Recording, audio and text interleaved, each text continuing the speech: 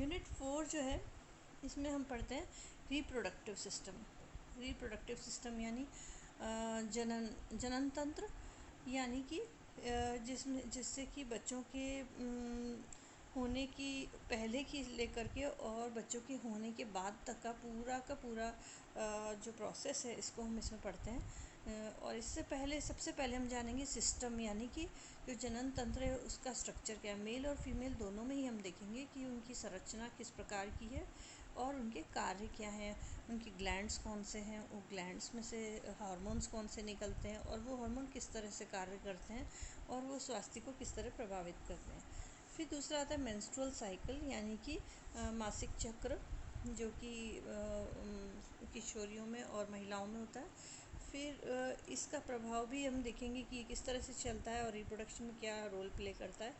और फिर है फर्टिलाइजेशन, यानी कि निषेचन किस तरह से, फिर इसके बाद में प्रेगनेंसी स्टार्ट होती है। चेंजेस ड्यूरिंग प्रेगनेंसी, अब क्या क्या बदलाव हैं जो प्रेगनेंसी में आते हैं। हाँ, पहले महीने में क्या आया, दूसरे में क्या, तीसरे में क्या, इस तरह से ट्राइमेस्टर वाइज भी हम इसको पढ़ते हैं, जिससे कि हमें पता चलता है कि बच्चों की ग्रोथ किस तरह से हो रही है और कब उसको अधिक न्यूट्रिएंट्स की आवश्यकता है, कब उसको अपने कार्य करने की शैली में बदलाव करने की आवश्यकता है।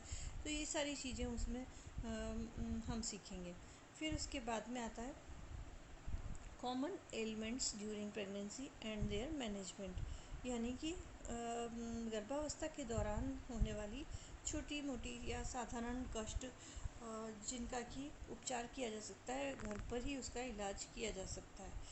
तो इनमें से पहला है जैसे मॉर्निंग सिकनेस, सुबह सुबह के समय होने वाला जी घबराना, जी मिचलाना, और हार्ट बर्न, यानी कि हृदय दाग भी कहते हैं इसको, लेकिन हार्ट से कोई लेना देना नहीं है इसमें, एसिडिटी की वजह से होता है। फिर इंडाइजेशन, आप देखेंगे कि ज़्यादातर चीज़ें जो है पेट से जुड़ी हुई है, क्योंकि पेट के ऊपर दबाव पड़ रहा होता है और हार्मोनों का भी फ़र्क पड़ रहा होता है, और साथ में ब्लड सर्कुलेशन भी अपना डायरेक्शन चेंज करता है। ज़्यादा ब्लड सर्कुलेशन यूट्रस की तरफ होता है, तो इसलिए इसको थोड़ा कम ब्लड मिल पा रहा है पेट को, तो उसके ऊपर थोड़ा सा भी उल्टा सीधा खाते ही उसके ऊपर असर पड़ता है। तो ये सारी चीज़ें हैं, इंडाइजेशन है, कॉन्स्टिपेशन है, पाइल्स है, ये सारी चीज़ें उससे रिलेटेड है। फिर लेग क्रैम्प्स, यानी कि पैरों में ऐंठन, पानी की कमी से, न्यूट्रिएंट्स की कमी से ऐसा होता है, प्रोटीन की कमी से, तो इसको भी हम आगे पढ़ेंगे। देन स्लीपलेसनेस, रात को नींद नहीं आना, क्योंकि थकान बनी रहती है, दिन में सुस्ती बनी रहती है और रात को नींद नहीं आती है, साथ में पेट की समस्या भी रहती है, तो इसलिए ये समस्या देखने में आती है। फिर फ्रीक्वेंसी ऑफ मिक्चुरेशन, यानी कि बार बार यूरिन पास होना, तो ये बढ़ जाता है, ये तो दबाव की वजह से, और उसके ऊपर क्योंकि यूरिनरी ग्लैंड जो है, ब्लैडर है, उसके ऊपर भार पड़ता है, तो इसकी वजह से मिक्चुरेशन देखने में आता है। तो कोई हर चीज़ का इलाज हो सकता है, ये सब घरेलू उपचारों से ठीक हो सकते हैं।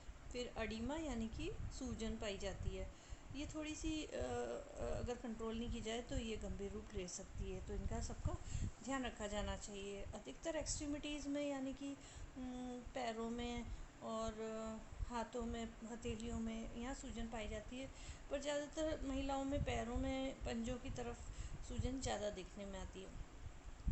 और इसके अलावा है वेरिकोज वेंस, ये भी बहुत ही कष्टदायक होती है, क्योंकि सूजन की वजह से नसें जो है बाहर की तरफ उभरी हुई दिखाई देने लगती है, नसों पर दबाव पड़ता है, तो पैरों में बहुत ज़्यादा पेन रहता है इसकी वजह से।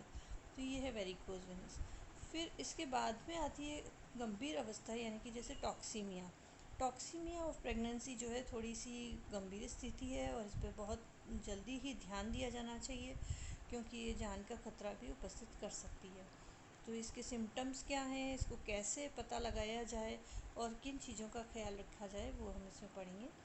फिर आता है एंटीनेटल केयर। एंटीनेटल केयर का अर्थ है कि गर्भावस्था के समय और प्रसव पूर्व तैयारी।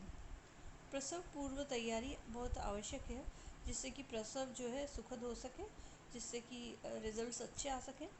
तो इसमें डाइट आएगी, मतलब आपके खान पान में क्या ध्यान रखा जाए, कपड़ों में किस तरह से ध्यान रखा जाए, पर्सनल हाइजीन, एक्सरसाइज क्या करवाई जाए, क्यों आवश्यक है, कितना आराम की आवश्यकता है, नींद किस तरह से पूरी होनी चाहिए, बाउल रेगुलेशन, यानी कि शौच की रेगुलरिटी होनी चाहिए, और ब्रेस्ट केयर होना चाहिए। ये सारी चीज़ें हम इसके अंदर डिटेल में पढ़ेंगे।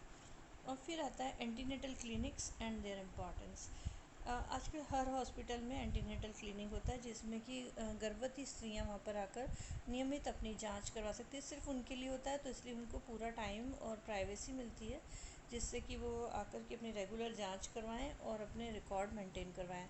और इसकी इम्पोर्टेंस भी हम इसमें जानेंगे, जिससे कि पूरी मॉनिटरिंग हो सकती है, जो इसमें बहुत ज़रूरी है। ये गर्भावस्था का काल जो है बहुत ही इम्पॉर्टेंट टाइम होता है, और ये किसी के जीवन से जुड़ा हुआ है, जीवन उस पर निर्भर करता है, इसलिए ये बहुत ही आवश्यक है और ये बहुत ही महत्वपूर्ण है।